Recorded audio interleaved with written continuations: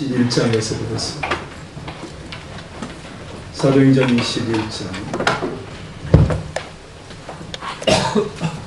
그 장선희 집사님 그 주변에 있는 전선 하나도 건드리면 안 됩니다. 발 껐다가 다시 한번 켜주세요.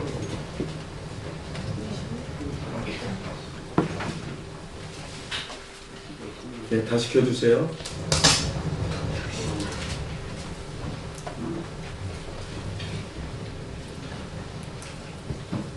예, 됐습니다. 사도행전 21장 15절에서 16절의 말씀을 보겠습니다. 이 여러 날 후에 행장을 준비하여 예루살렘으로 올라갈새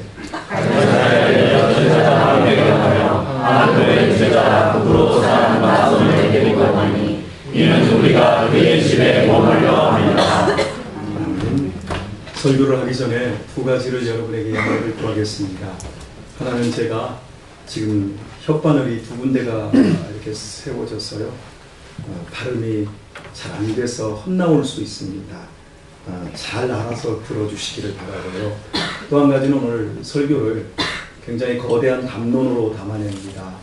그래서 우리 시대의 보수와 진보 또 여러 가지 우리의 삶의 실제적인 것들을 제가 담아내는데 말씀을 들으면서 진보주의자들은 혹시 털컥하고 막혀서 설교의 문을 들을 길을 닫지 마시고 보수도 털컥하고 마음의 문을 닫지 마시고 끝까지 들어주십시오.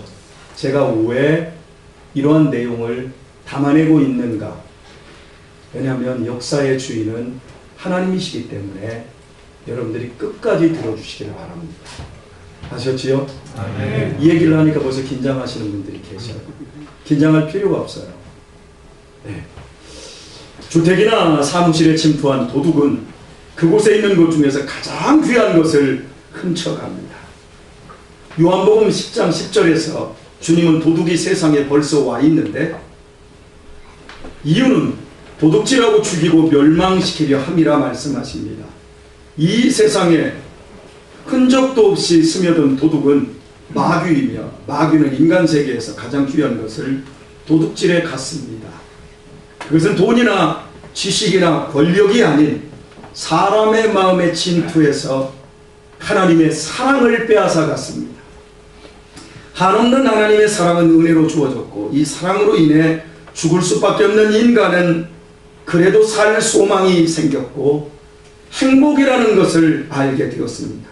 그런데 마귀는 인간의 마음속에서 하나님의 사랑을 도둑질하고 대신 그 마음에 수치심과 두려움을 넣어주었습니다. 그래서 인간은 살면 살수록 돈과 경제적인 면에서 그리고 지식적인 면에서 예전보다 문화적인 면에서 훨씬 뛰어났음에도 불구하고 여유와 평안을 누리지 못하고 더욱 각박해지고 살벌해지며 더 이상 사람이 살 수 없는 지경까지 와 있는 상태에 있습니다. 안타깝게도 대부분의 사람들은 자신이 무엇을 잃어버렸는지 무엇을 빼앗겼는지도 모른 채 그저 돈, 그저 학력, 그저 인기 이런 것만 가지면 된다라고 생각하면서 비극적인 인생을 살며 죽어가고 있습니다. 성경 내용은 거의 대부분 하나님의 말씀을 찾아 바르게 살라라는 명령으로 이루어져 있습니다. 만약 성경 내용이 하나님의 그런 명령으로만 구성되어 있다면 성경은 인간의 도덕경이나 윤리집신서와 구별되지 않을 것이요 하나님의 명령을 지키려고 노력을 해도 제대로 지켜지지 않는 인간은 하나님의 심판을 면치 못할 것입니다. 성경이 하나님의 말씀을 쫓아 똑바로 살 것을 명령하는 데에는 언제나 대전제가 있습니다. 그것은 하나님의 은혜입니다. 레위기 11장 45절의 말씀은 다음과 같습니다. 나는 너희의 하나님이 되려고 너희를 애굽 땅에서 인도하여 낸 여호와라. 내가 거룩하니 너희도 거룩할지어다. 하나님께서 그냥 무작정으로 너희가 거룩해야 된다라고 하지 않고 이스라엘 백성을 이집트의 노예살이에서 먼저 해방시켜 주셨습니다. 죄와 사망에 노예했던 그들을 거룩하신 당신의 백성으로 일방적으로 불러내시고는, 그런 은혜를 베푸시고는 이제부터 너희들이 거룩하게 살아야 한다. 대전제가 은혜로운 구원이 먼저였습니다. 이처럼 하나님께서는 인간에게 먼저 은혜를 베풀어 주시는 아버지이십니다. 만약 내게 자격이 있어 무엇을 받는다면 그것은 나의 마땅한 권리이거나 대가일 것입니다. 그렇지만 하나님께서는 아무 자격도 없이 죽어 마땅한 죄인인 우리에게 당신의 자녀로 부르시는 조건 없는 은혜를 먼저 베풀어 주셨습니다. 그래서 은혜를 일컫는 헬라어 카리스는 아무 조건 없이 거저 베푸는 호의를 뜻합니다.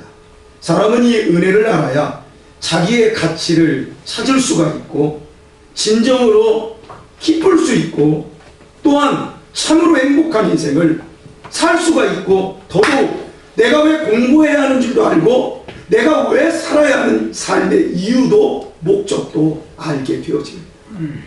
그러나 이 은혜를 받기 전까지, 이 은혜를 깨닫기 전까지 사람은 진정으로 사는 게 아니며 내가 왜 살아야 하는지조차도 모르고 방황하고 있는 것입니다. 디모데전서 1장 12절에서 바울은 자신을 죄인 중에 괴수라고 고백을 했습니다. 이는 자기에게는 구원받은 자격이 없다라는 말이며, 그럼에도 주님께서는 죄인 괴수 자기를 멸망과 저주의 심판대에 세우시지 않고 도리어 구원의 은혜와 함께 당신의 사도로 세워주시는 은혜까지 베풀어 주신 것을 말하기 위함이었습니다. 그 은혜로 인해, 그 은혜 때문에, 그 은혜 덕분에 바울은 평생 복음을 위해 살 수 있었고 예루살렘에 올라가 죽을 각오까지 되어 있었습니다. 바울에게 복음은 도덕복음이거나 윤리복음이 아닌 은혜의 복음이었습니다. 은혜를 아는 자는 그 은혜의 힘으로 살게 되어집니다. 하나님의 은혜를 깨달으면 그 은혜 때문에, 그 은혜를 인하여 하나님의 거룩한 자녀로 살아가지 않을 수 없습니다. 그 은혜를 힘입어 언제나 어디서나 주님의 사람으로 최선을 다해 살 뿐만 아니라 또한 그 은혜를 인하여, 그 은혜 때문에 죽을 수도 있게 되어집니다. 오늘 본문은 빌립의 집에서 여러 날이 지난 후 마침내 바울은 환란이 기다리고 있는 예루살렘을 향해 발걸음을 떼어 놓은 사실을 얘기합니다. 가이사랴에서 예루살렘은 약 100km의 거리입니다. 서울에서부터, 서울 종로에서부터 대전까지의 거리가 약 100km입니다. 그 정도 떨어져 있습니다. 걸어서 한 사흘 길입니다. 이때 바울의 행렬이 더 여기에서 늘어나게 되어집니다.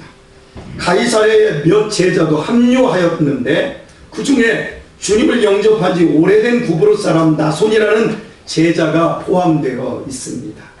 그가 바울의 일행에 합류한 까닭을 본문은 이는 우리가 그의 집에 머물려 함이니라고 밝히고 있습니다.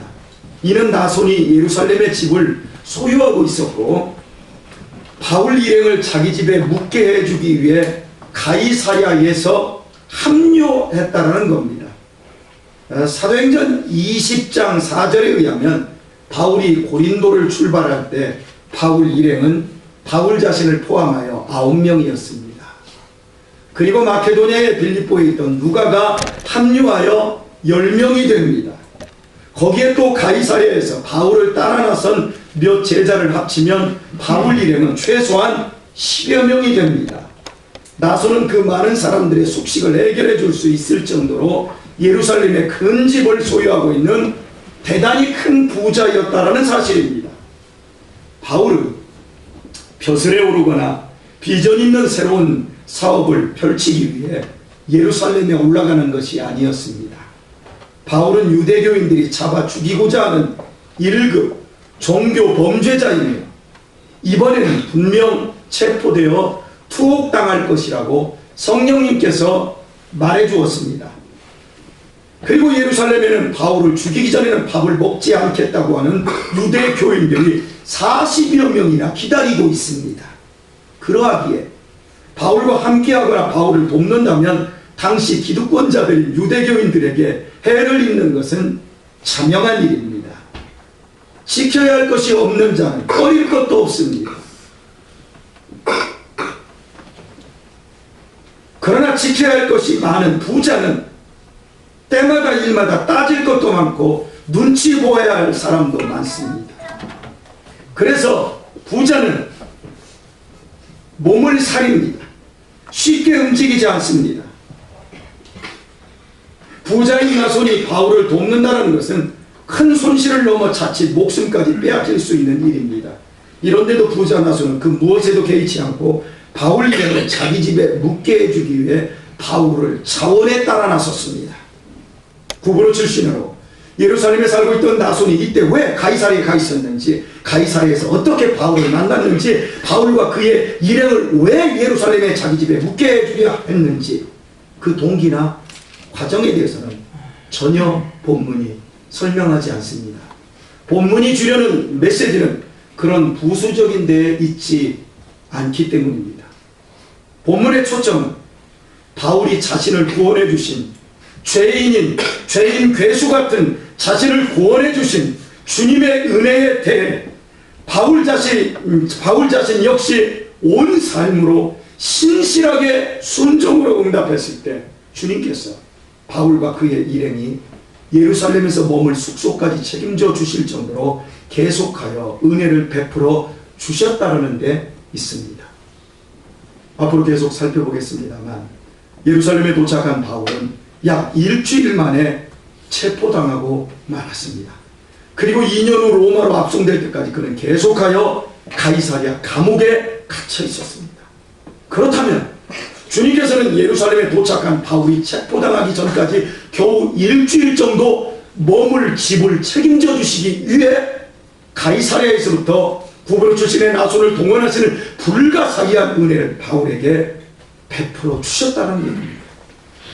이처럼 바울에 대한 하나님의 은혜는 다메섹에서 십자가의 복음으로 바울을 불러낸 단 이례적인 사건으로 그치지 않았습니다. 대부분의 많은 성도들이 십자가의 복음 사건이 내게 믿어지는 그때만 내가 은혜를 입은 것으로 착각하는 사람들이 너무 많습니다. 단 이례적인 사건으로 그치지 않습니다. 교회를 짓밟던 폭도했던 자신을 먼저 구하시고 불러주신 하나님의 은혜에 바울이 신실한 삶으로 응답하였을 때 하나님께서는 오늘의 본문에서 확인했듯이 바울을 위해 세심한 것까지 책임져 주시는 은혜를 계속하여 베풀어 주셨고, 하나님의 중단 없는 그 은혜 속에서 바울은 자신의 온 의지를 다해 주님을 쫓은 우리가 아는 위대한 사도가 될 수 있었습니다. 사랑하는 교회 여러분, 주님께서 현재 우리의 작은 것 하나까지 책임져 주심을 믿으십니까? 아멘. 그렇다면 이렇게 묻겠습니다. 그러면 여러분의 큰 일은 하나님이 책임져 주십니까? 아멘. 더 묻겠습니다. 그러면 민족적으로, 국가적으로 하나님께서는 이 나라 이 민족을 책임져 주심을 믿습니까? 아멘. 아멘 하셨으면 지금부터 제 얘기를 잘 들으십시오. 저는 지금 이 시대의 혼란상에 대해서 굉장히 마음이 아픕니다. 그래서 오늘 이 본문에 맞추어서 이 본문의 설교를 하게 됩니다. 1972년 10월 17일 현직에 있던 우리나라 대통령은 비상시국이 아님에도 군대를 앞세워 비상계엄령을 선포했습니다.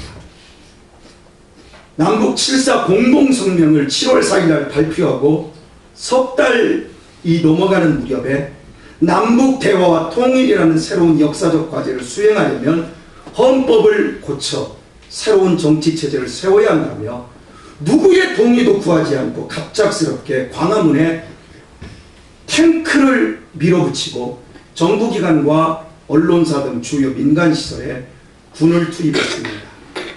이는 대통령이 저지른 명백한 쿠데타였습니다. 국회를 해산시키고 모든 정치 활동을 금지시키고 자신이 주관하는 비상국무회의가 국회 기능을 대신하게 했습니다. 그리고 계엄령 선포 열흘째인 이 날짜를 기억하십시오. 10월 26일 새로운 헌법을 공포했는데 그것이 유신헌법이었습니다. 유신헌법의 핵심은 선거법이었습니다. 국민이 대통령을 직접 뽑는 직접 선거제를 할 수 없게 만들어버린 것입니다. 국민은 통일 주체 국민회의 대위원만을 뽑고 그 위원들이 국회나 체육관에 모여서 대통령을 뽑는 형식으로 선거법을 뜯어고쳐 야당 성향 인사의 출마를 원천적으로 막아 영구 집권할 수 있게 된 것입니다. 민주주의의 근간인 선거제도 그 자체를 없앤 완벽한 독재였습니다. 자, 우리 보수주의라고 생각하시는 분들이 지금 얼굴이 미동을 했거든요. 이제부터 현재 얘기를 하겠습니다. 이번에 여당 주도로 진행된 패스트 트랙, 이게 사람들이 잘 뭔지도 모릅니다. 신속 처리 안건. 이제는 어떤 법안이 올라가면 300일 내에 처리해야 됩니다. 신속 처리 안건에는 공수처, 즉 공직자 범죄 수사처 신설을 통해 특권을 누리는 7천여 명의 고위 공직자들의 비리에 대해서도 그가 대통령이라 할지라도 그가 검사장이라 할지라도 과감히 수사하고 기소할 수 있는 길이 열리는 것은 환영할 일입니다. 법 앞에서 누구도 자유할 수가 없습니다. 그러나 지역구 의원을 줄이고 비례대표제를 50명에서 70명으로 늘린 것은 민주주의 선거제도에 위반하는 행위입니다. 국민의 대표는 국민의 손으로 뽑는 것이지 그게 대의정치이지 권력자들이 권력을 쥔 당이 아니면 권력자 개인이 자기 국민에 맞는 사람을 뽑을 경우 또 다른 독재가 될 것이기 때문이며 비례대표로 국회에 진출하는 과정에서 불법과 탈법은 지금보다 더 만연해질 것은 뻔한 일이기 때문입니다.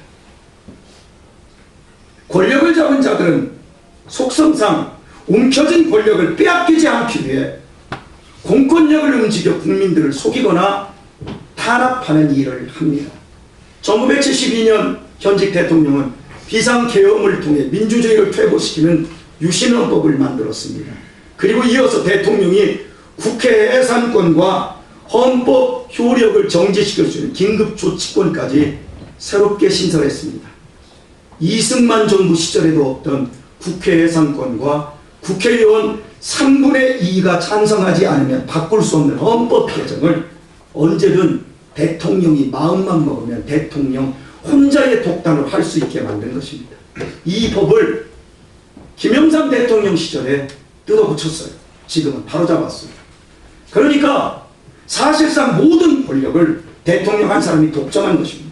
그리하여 법치주의와 대의 민주주의 국가라는 명목만 있을 뿐 대통령 한 사람이 무제한적인 권력을 행사할 수 있게 되었습니다. 이때부터 모든 민주화 운동을 불온 세력으로 몰아 탄압했고 공권력은 교육과 언론을 관리하고 여론을 통제했습니다. 안보와 경제성장이라는 명목으로 긴장감을 고조시키며 국민을 국가의 모든 명령에 순응하도록 길들였습니다. 조금이라도 민주화를 요구하는 바른 말을 하는 대학생이나 문인이나 재야인사, 종교인을 가두고 고문하고 탄압했습니다. 중앙정보부는 고려대 침투 간첩단 사건, 전남대 함성지 사건, 남산 부활절 연합예배 사건, 유럽 거점 간첩단 사건, 제2차 인혁당 사건을 만들어 국가 전복 혹은 내란 음모 죄명으로 엮어 민주화의 열망을 원천 봉쇄시켰습니다. 그러나 불법 부분과 고문을 해서 받아낸 진술서 말고는 북한과 연계되거나 내란을 모의한 증거는 전혀 없었습니다. 북한 간첩이 직접 침투한 것은 울진 삼척지구에 돌아왔던 일개 소대병력과 그리고 청와대를 기습하려고 했던 그 사건, 그리고 문세광이 유경수 여사를 쏘았던 것, 그 외에는 아무도 간첩이 없었습니다. 그럼에도 모두 간첩으로 몰아 많은 지식인들을 탄압하고 국가의 말만이 진리요 사실처럼 여겨지도록 언론을 통제했습니다. 아직까지도 우리 국민들은 진실화해위원회에서 밝혀진 이 모든 사실이 명백함에도 그 모든 것들이 간첩이었다고 알고 있습니다. 왜냐하면 그렇게 우리는 세뇌를 당했기 때문에. 불법 부금과 고문을 해서 받아낸 진술서 말고는 북한과 연계되거나 내란을 모의한 증거도 전혀 없었습니다. 그럼에도 모두 간첩으로 몰아주겠습니다. 1975년 4월 8일 대법원 아무런 대공혐의도 찾지 못한 8명의 지식인들에게 사형을 확정하고 다음날 새벽 지체 없이 출사시켰습니다. 지금도 이런 나라가 없습니다. 최소한 사형을 언도를 내리면 3개월에서 6개월 아니면 3년 동안 조금이라도 실수가 없는가를 살피면서 기간을 둡니다. 그런데 오늘 저녁 때 땅땅땅 사형해놓고 그 새벽에 총살시켜 죽여버렸습니다. 스위스 제네바에 본부를 둔 국제법학자협회는 이날을 국제사법사상 암흑의 날로 규정했습니다. 공산주의 독재자들이나 저 북한의 김일성 같은 사람들이 하는 악랄한 인민재판 행위가 자유민주주의 법치국가에서 자행된 일은 한국이 처음이었습니다. 이 부끄러움을 아시겠습니까? 민주화 이후 진실화해위원회에서 밝혀진 사실은 이 모든 것이 중앙정부부의 공작이었음이 드러났습니다. 그래서 지금 그 유가족들에게 모두 보상을 해주었고 지금도 하고 있습니다. 그때는 조금이라도 소신 있게 현실 민주주의를 주장하는 자들을 국가가 간첩으로 몰고 폭력으로 억눌렀습니다. 이때 중앙정보부의 참혹한 고문과 허위 조작의 실상이 동아일보의 양심 있는 기자들에 의해 폭로됩니다. 그때만 해도 동아일보가 굉장히 양심 있는 이런 기자들이 많았습니다. 이로 인해 동아일보는 1975년 1월 14일 신문사상 백지 광고라는 초유의 사태가 일어납니다. 정부의 압력을 받은 기업들이 광고를 취소해 광고 지명이 백지로 나오게 된 것입니다. 지금도 인터넷에 한번 검색해 보십시오. 백지 광고입니다. 신문사는 광고로 운영되기에 광고가 없으면 신문사는 죽습니다. 이때 깨어있는 시민들이 자발적으로 동아일보에 돈을 보내서 격려하는 광고를 실었습니다. 그때 광고 문구는 이렇습니다. 씹히지 말자. 이빨 부러질 때까지. 이게 이끼가 동아일보여 너마저 굴복하면 이민 갈 거야. 그때 중앙정보부의 협박과 회유에도 기업 광고를 실어준 양심 있고 용기가 있었던 기업이 하나가 있습니다. 그 뚝심 기업은 69년 어준선 회장이 세운 안국약품이라는 이름의 제약회사로 감기약 투수코친 광고였습니다. 지문 분영양제 루테인으로 유명한 회사입니다. 그 회사 거 먹으세요. 그때 광고 타이틀은 동아일보 만세, 투수코친도 만세였습니다. 그러나 동아일보와 안국약품 역시 유신 정권의 압력에 끝내 굴복하고 언론 자유 수호투쟁에 나섰던 기자들 수십 명을 대량 해고함으로써 동아일보 백지 광고 사태는 막을 내리게 됩니다. 정말이지. 우리가 모르니까 그렇지요. 알면 알수록 그 시대가 얼마나 무서운 독재 시대였는가를 알 수 있습니다. 그리고 존경받던 영화는 광복군 장준하 씨는 75년 8월 17일 포천 약사공 개관에서 의문의 시신으로 발견되었고 2013년 묘소 이장 때 모습을 드러낸 그의 두개골에는 망치 크기의 동그란 구멍이 뚫려 있었습니다. 타살이었던 것입니다. 그때는 국가 권력이 자유를 외치는 사람들에게 무서운 폭력을 가했습니다. 그러나 역사는 놀랍습니다. 자, 역사 얘기를 하려고 합니다. 여러분에게 물었지요. 하나님께서 지금도 개인이나 국가를 하나님이 돕고 있냐고 물었잖아요. 그때는 국가가 엄청난 무서운 폭력을 가했는데 역사는 실로 놀랍습니다. 대통령이 종신토록 대통령을 하기 위해 유신헌법을 선포한 날은 1972년 10월 26일이었다고 말씀드렸습니다. 그로부터 정확히 7년 후인 하루도 빼놓지 않고 더하지도 않은 1979년 10월 26일 그 대통령은 자기의 권력을 지켜주던 유신 정부가 만들어낸 중앙정보부의 수장에 의해 살해됨으로 비참한 최후를 맞이하게 됩니다. 유신헌법이 발효된 7년 후 정확히 그날이었습니다. 안중근 의사가 이토 유로비비를 저격한 날, 바로 그 정확한 그날이었습니다.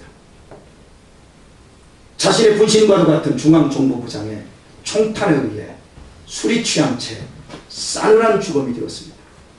누구도 예상 못한 비극이었습니다. 저는 그때 10살이었습니다. 그때를 지금도 생생하게 기억합니다.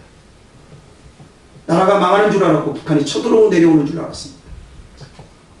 누구도 못한 예상치 못한 비극, 그리고 유신헌법의 초안을 만든 인물은 당시 중앙정보부와 청와대 파견 근무를 했던 젊은 김기춘 검사였습니다.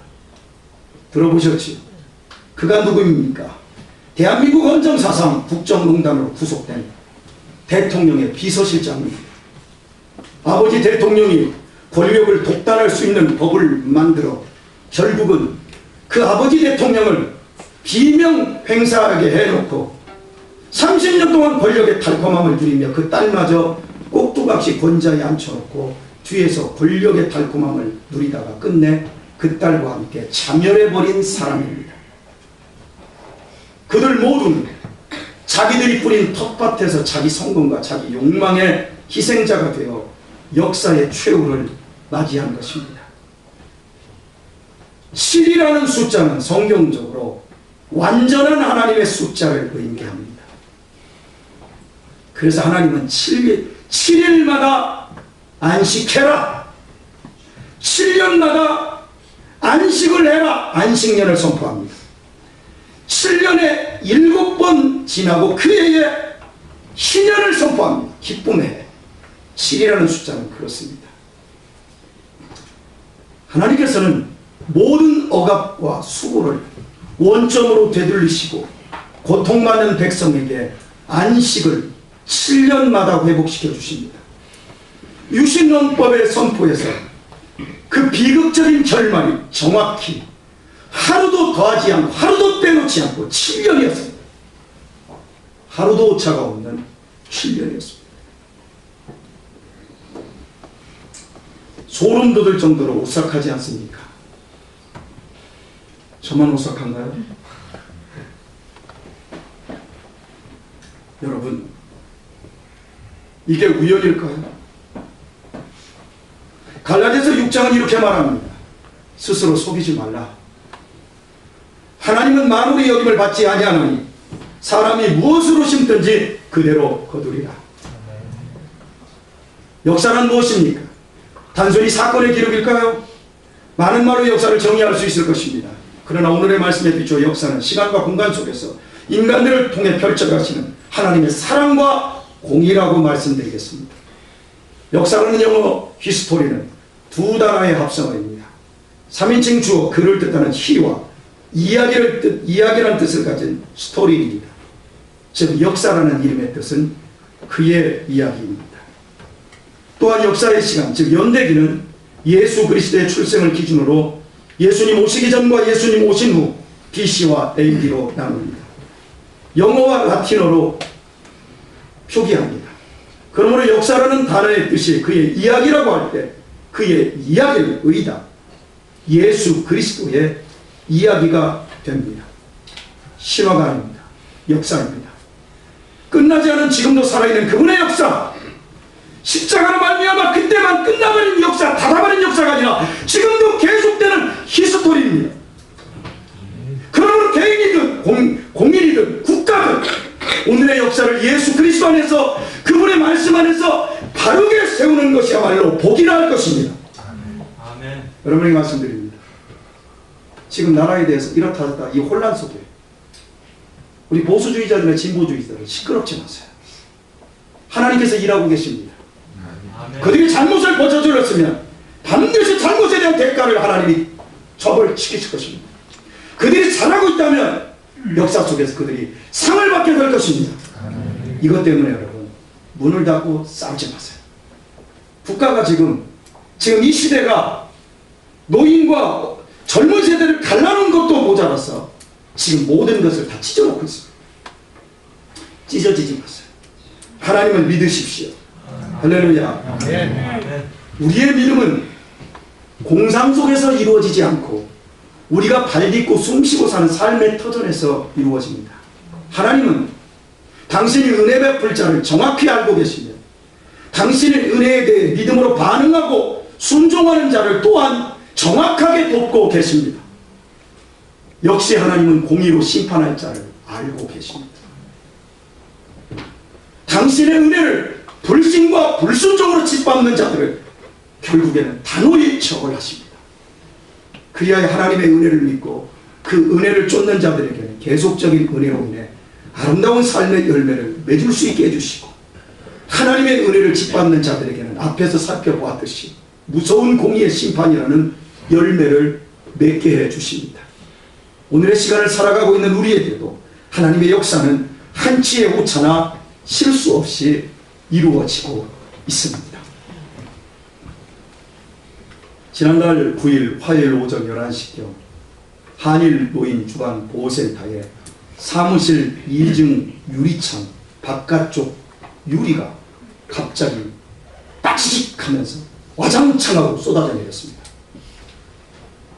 센터와 1m 간격을 두고 있는 옆 컨테이너 5병짜리 컨테이너 임시 막사에 화재로 인해 4m가 넘는 불길이 센터를 향해 왔기 때문입니다. 직원들과 주변의 사람들이 신발도 신지 못한 채 허둥대는 노인들을 업거나 부축하여 센터를 빠져나왔습니다. 이내 불의 규모가 너무 크고 바람마저 강해 소화기를 사용하는 것이 무용지물인 상태였기에 그저 몸만 빠져나왔습니다. 몸만 빠져나온 것만 해도 정말 감사한 일이었습니다. 왜냐하면 센터 건물이 조립식 건물입니다. 석고와 스트리포를 안에 댔기에 그냥 불이 살짝만 가도 그냥 확 붙어버리면 샌드위치 판넬은 불을 끌 수가 없습니다. 불이 쉽게 옮겨 붙고 일단 붙으면 진화할 수 없는 구조입니다. 센터를 삼키려는 불 앞에서 4m 이상 치솟는 불 앞에서 1m 떨어져 있는 센터는 이제 끝장이었습니다. 그 불 앞에서 김재성 장로님과 문신덕 집사님은 탄식을 하며 아버지만 불렀답니다. 사진을 한번 볼까요?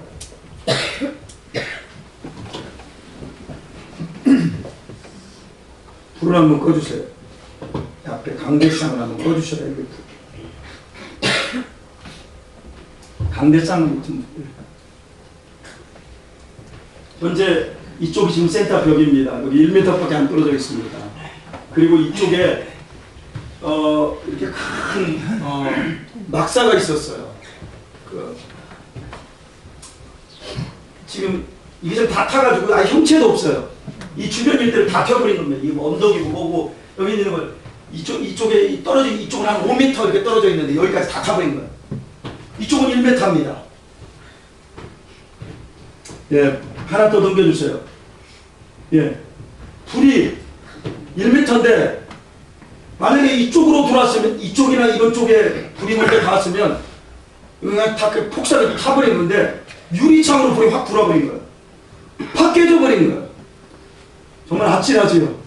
유리창이 깨지는 거는 불이 났는지도 몰랐답니다. 빡 깨지는 순간에 안 거예요. 만약에 불이 옆쪽에서 붙었으면 노인들 몇 명은 죽었을 겁니다. 대형 사고 났을 거죠. 여기만 딱 깨져서 나가버린 겁니다. 예, 됐습니다. 불을 켜주시고요.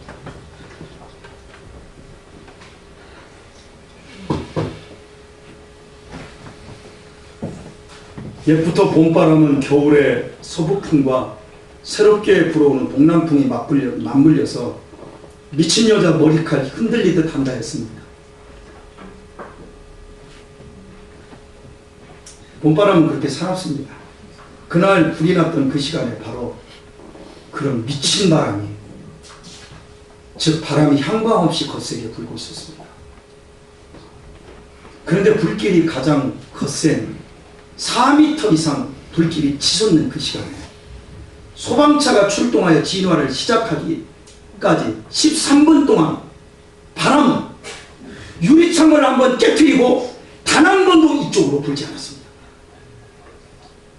그 결과 막사와 주변의 언덕과 세워져 있던 모든 목재를 15분 만에 삽시간에 다 태워버렸고, 센터는 여러분이 보신 대로 약간의 그을과 유리창만 깨져나갔습니다. 만약 조금이라도 바람이 향방 없이 불었다면 4m 이상 치솟는 그 바람에 창문 정도가 깨지는 것이 아니라 건물 전체가 잿더미가 되었을 것입니다. 교우 여러분, 거센 불길 속에서 왜 하필 그때 그 시간에 13분 동안 바람이 센터의 반대 방향으로 불었을까요? 미친 여자 봄바람은 미친 여자의 머리칼처럼 막 사방으로 불어와야 되는데 왜 그 13분 동안 왜 바람은 그쪽 방향으로만 불지 않고 삼면으로만 불었을까요? 우연히 그렇게 된 것입니다. 할렐루야. 그렇게 판단하는 것이 합리적일 것입니다. 그런데요, 그때 그 자리에 있었던 분들은 믿음의 유무에 관계없이 저한테 이 말씀을 하더라고요. 이구동성으로 이렇게 말하더라고요. 센터가 겁나게 은혜 입었다고, 하나님이 지켜주셨다고. 다들 그렇게 말하라고. 왜? 그 불을 보신 분들. 불이 옆에 안 붙을 수가 없는 불이었으니까 그렇게 말씀하겠지. 저 역시 이야기를 만들었지만 주님께서 그 자리에서 그 센터를 지켜주셨다고 믿습니다. 저는 문신덕 집사님 부부의 센터 비전을 잘 알고 있습니다. 평생 하나님의 은혜의 복을 외면한 영혼들에게 그들이 지옥으로 떨어지기 전 혹시라도 그들에게 천국 갈 수 있는 마지막 정거장이 되기를 위해 센터를 세웠습니다. 그리고 매주 그곳에서 예배를 드리고, 저는 그들 부부가 지난 10년 동안 어떤 어려움 속에서 센터를 이끌고 노인들을 섬겨왔는지를 누구보다 잘 알고 있습니다. 왜냐하면 제가 10년 동안 설교하고 있기 때문입니다. 정말 관리자로서 경제적인 어려움이 많았고 직원 수급이 어려웠습니다. 그리고 여러분, 우리 교회에서도 도와줬지요. 직원들 전체가 교통사고 모두 다쳤을 때 우리 성도님들이 가서 밥해주고 성도님들이 자원봉사를 하면서 지켜낸 센터입니다. 그 어려움 속에서도 연약한 노인들을 향한 따뜻한 마음으로 그 노인들을 모두 엄마, 아빠라고 부르면서 원래의 초심을 잃지 않는 것을 저는 보아왔습니다. 알력이 부족한 제가 볼 정도였다면 역사의 주인이신 불꽃 같은 눈동자로 지키고 계시는 주님께서야 말해 무엇하겠습니까? 하나님도 제가 본 것 이상으로 그들의 중심까지 보셨을 것입니다. 그리고 도울 자를 돕겠다고 약속하신 말씀대로 주님께서는 일촉즉발의 위기 속에서 한치의 오차 없이 친히 바람의 방향을 붙들고 계셨습니다. 풍랑이는 바다를 향해 잠잠하라 명령하시는 주님께서 그 시간에 거기 계셨습니다. 그리야 이미 받은 은혜를 인하여 믿음으로 살고 있는 그분들에게 보여지는 구원의 손을 내밀어 주신 것입니다. 하나님의 알려없는 은혜에 대한 인간의 응답은 오직 믿음뿐입니다. 그리고 그 믿음은 순종의 삶으로만 열매를 맺습니다.